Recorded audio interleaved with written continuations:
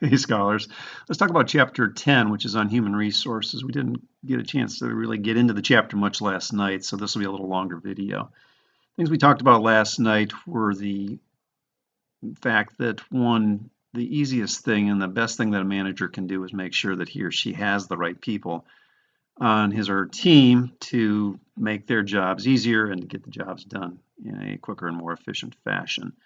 And how do you do that? Well, you start by hiring the right people when you have an opportunity to hire. We went through the process last night as to how that works quickly. It's going to start with understanding what the organization is going to look like. What's the job of the organization? What are the goals of the organization? And what does the organization chart look like that's going to be required to achieve those goals? Next is organization charts are made up of a bunch of boxes. Or of boxes, what are the jobs specifically associated with those boxes? That would be the job descriptions. Next is a clear view of the type of person that we want in each of those jobs. We talked about the DISC profile. DISC, of course, having four different components of human behavior, D being driver, I being influencer, S being stable or stability, steady, and C being compliance. And we're all made up of some version of all of those. And there's different jobs that are more appropriate for different makeups in those four different categories. Know what you're looking for, test people, see if they have the basic building blocks of someone who would be successful in that job. Other things when we're hiring people as far as testing goes is we absolutely do background tests, credit tests. We can do intelligence tests. We can test them for skills in various areas. I think it was Colin maybe that mentioned a test that's you can test for math skills, and there's a lot of different avenues and ways that we can know a whole bunch about a person before we hire them, and we can embellish what we've learned in the interview process. So after we post a job, we know what jobs we're looking for. We post the job, we get resumes, we review the resumes, looking for the right people. Then we narrow them down and we do interviews. In the interview, I didn't mention this last night, but you should know it. We ask questions that are open-ended, and we look for STAR answers. STAR is an acronym that stands for situation. That's capital S, little I, capital T, the ST of STAR, situation, action, and result. So situation, you're going to ask a question. Tell me about a time when you did a really good job of saving your company money.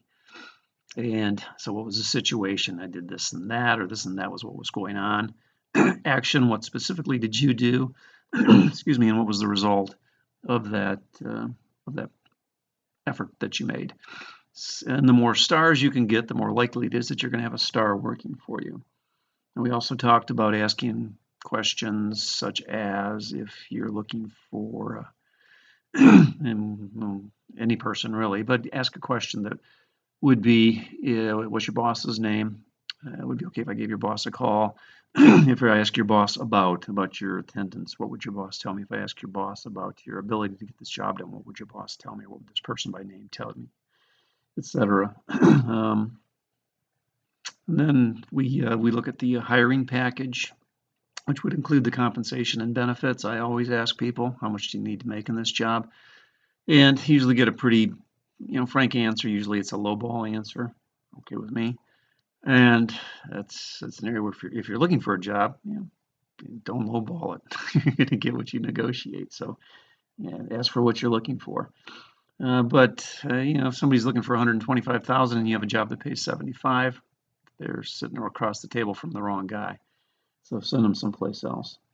We talked about once a person's on board, it's a good idea to set them up with a buddy that first week. Somebody that's going to show them the ropes a little bit and also to give them a little bit of information about what the culture is like from a like person's perspective in the business. That first day of work's very important. As a manager, it's important that you spend the time to go through with the person, the culture of the organization, this person's specific job duties, what you expect of them in the near term and in the longer term, etc. And then we do a review at the end of the first week.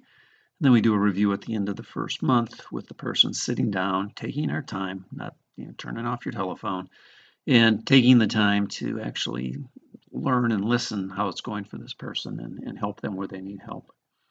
We're going to set goals and objectives with these people. Depends on the job, but within 30 days, I'm going to want to see some sort of goals. This is what's expected of you. This is what you're going to be held accountable to. And then we're going to move to another topic. The topic is now we've got people on board, and we've got some of them that we've hired that are the right people, others that are just here. How do we motivate those people? Well, there's a number of ways to do it. The one I like best is called the goal setting theory of motivation. I'm big on goals with people and big on having people know what it is that you're holding them accountable for and holding them accountable to and what they should be doing in the position. So the goal setting theory of motivation has 4 components to it. The first is goal specificity. The second is goal difficulty. The third is goal acceptance. And the fourth is performance feedback. So in the first one, which is goal specificity, you got to just tell the people what they're going to do, but you have to be specific about it. No vagaries. Just make sure that it's clear on everyone's part what it is they need to do. I've had people that I've sat down to do reviews with them before who give me this line: "I didn't know you wanted that. That's not what I thought we talked about." Yeah, right. Goal difficulty. There's a sweet spot there someplace. Not too hard, not too easy. It's got to be something that's going to challenge them, but at the same time, something that's not going to be so difficult there's no way they can achieve it. So it's okay to have a stretch goal or two, which they're not quite sure how they're going to do it, but it's within the realm of the possible. Keep that in mind.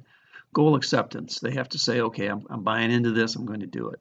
Now, there's different levels of acceptance of goals. I mean, there's people that say, yeah, I'm going to do it, which means I'll do my best. I'll see what happens. But if it doesn't work out, it doesn't work out. Take that up to the top level, which is the level I want when I'm talking with people, which is, okay, I'm fully committed to this. I am going to create the environment and the means to absolutely deny failure. I own it. This is mine. It's going to happen. And that's what I'm looking for when I say goal acceptance. Nothing less than that. All right, I'm going to flip through the chapter here quickly. We covered most of it. Bear with me.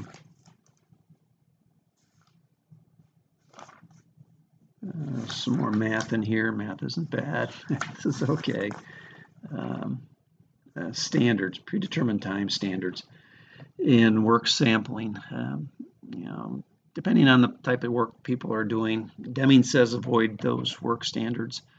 Get rid of them. I disagree with them. I think people need some sort of a standard. So figure out, again, depending on the type of work, how many X per hour somebody should be doing. What's their productivity? How do you measure that productivity? That productivity should always be improving. When we looked at the U.S. and the global economy, we looked at the productivity of the U.S. growing at a rate of about 3% per year over the last 150 years. That doesn't happen by people standing still. Everybody has to improve. So that's one of the things we encourage our people to do, is to improve. All right, so that's going to be it on human resources. Everybody have a great day.